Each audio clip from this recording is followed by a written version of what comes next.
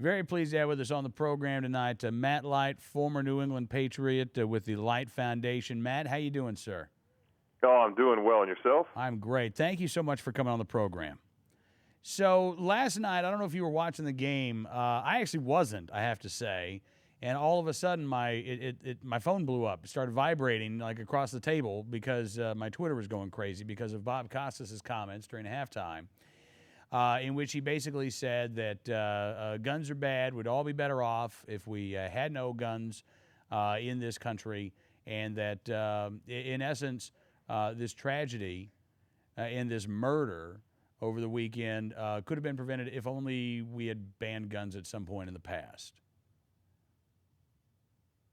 Yeah, well, I mean, I was like you. I wasn't watching the game, but I did get a lot of emails and phone calls and people that were concerned about really the publicity and the platform that Mr. Costas used to, really get across the point that was done poorly. And, it's very upsetting for any gun owner, any responsible gun owner, to have someone like, Bob Costas make a comment like that. And I think it was not the right time and definitely not the platform that he should have used. With that said, I think it's also very difficult to address anything that has to do with gun control at a time like this, when there is a tragedy, when you have families that are going through just the most horrific nightmare imaginable. Well, and, I've been in those locker rooms. I've been there when we've lost people that have been close to our organization.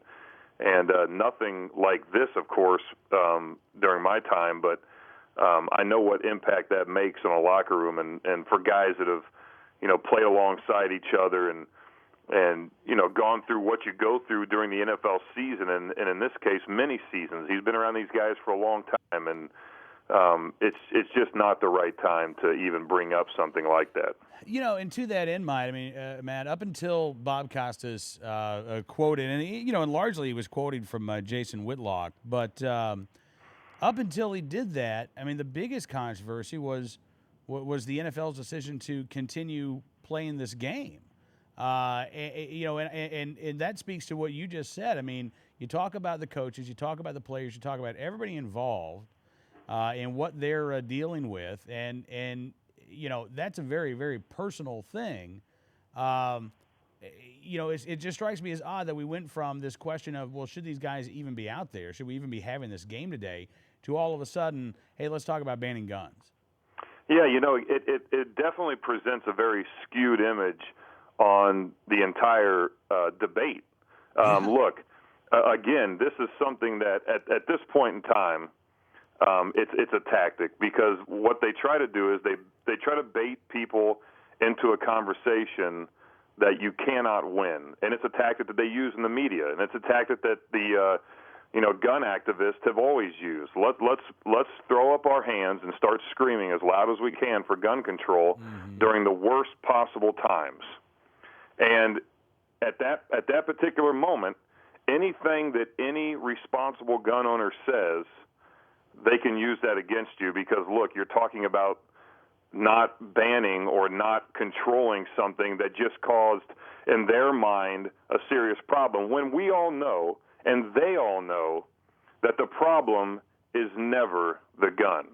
And as many times as we can say that, they'll never understand that, even though we can sit here and we can discuss how all the other countries that have banned guns, our own country, look at Washington, D.C., look at Chicago, look at any time in the history of the world where they've tried that tactic on banning firearms, and look at how the crime rates have gone up, look at how people have suffered more, and just take a small snapshot of the many, many lives that have been saved because of guns, and compare that to what happens when bad people make bad decisions. And when you say those kind of things and you hit them with that type of knowledge, they will then say, well, how can you even say these things in the midst of a tragedy like this? And Right. To me, it's a classic media opportunity that they jump onto to make us all look bad. And I think that hopefully there's enough people out there that are intelligent enough to say, hey, I'm going to look at this and and I'm going to try to dig on my own and get my own research. And if they do that, which isn't easy, by the way, most people have the McDonald's fast food drive-through mentality. They want their information to just flow right out of somebody's mouth into their ear, and they want to accept it all. Unfortunately, in this country, if we don't wake up and understand that we have to be accountable for our own actions, and we have to hold ourselves to a certain standard, and we're going to have to be free thinkers on our own. And if they do all those things, they'll see that the guns have never been the problem and will never be the problem. Bad people make horrible decisions, and that's what happened in this case, and it's causing a lot of people a lot of pain. Absolutely. Matt Light with the formerly with the New England Patriots, now the Life Foundation. Join us on the program. And Matt, I gotta listen. I'm so glad to hear you say these things. I'm so glad to hear you stand up because, frankly, in the world of sports, we should understand this. Bob Costas knows it's not the football that causes the fumble. He knows that it's not the football that scores the touchdown. It's not the headset that the coach wears that calls the play. All of these things are, what wins football games, what makes the sports world goes round are the actions of individuals, not the inanimate objects. It was such I got to tell you, Matt, it was such a gratuitously a simple and wrong-headed argument to make at such an inopportune time. And you're right, the media does this knowing that either gun owners are going to be quiet because they want to be respectful to the people who are grieving, or they're going to speak up, in which case, as you say, they're going to be told that they're being disrespectful for defending themselves, for defending the freedoms of all law-abiding Americans, for defending things that are vitally important to this country. I mean, that's a hell of a place to intentionally want to put people and to have that as your starting point for a discussion, isn't it? Yeah, it's very difficult to deal with.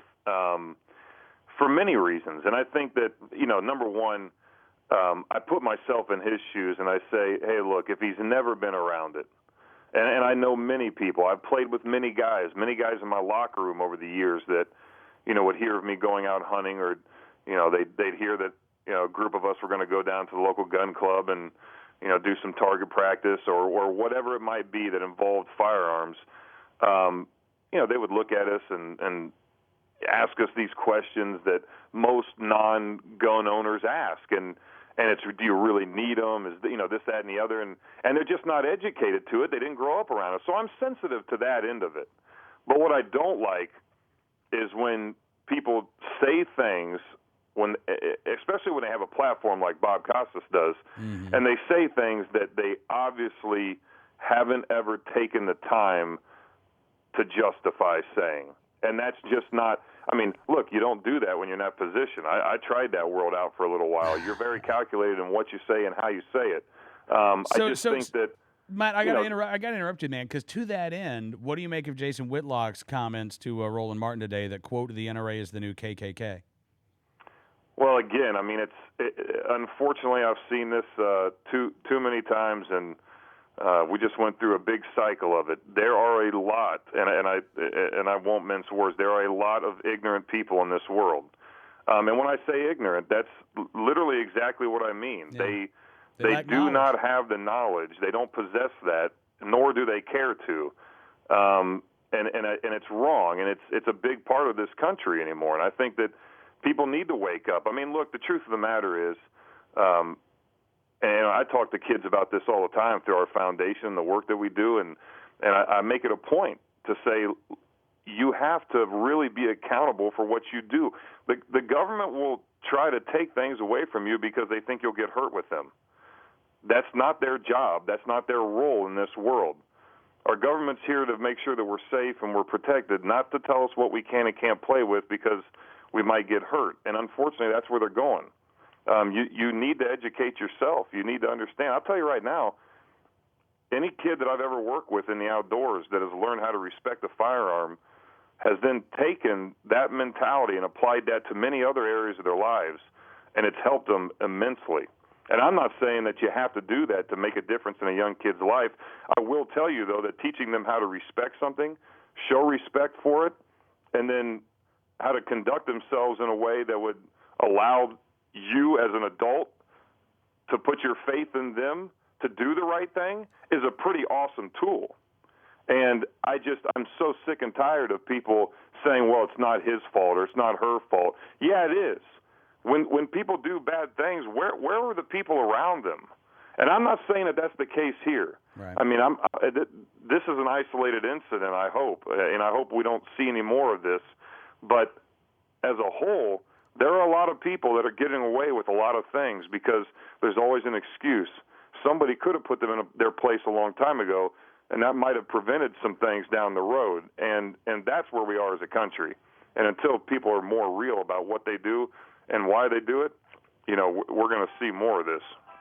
Mr. Light, again, I really appreciate you coming on the program, sir. Always good talking to you, and really appreciate your time. Hope we can do it again soon. Yeah, thanks a lot, Cam. Look forward to seeing you. You bet, man. Really appreciate your perspective. Matt Light, former New England Patriot, joining us here tonight on Cam and Company.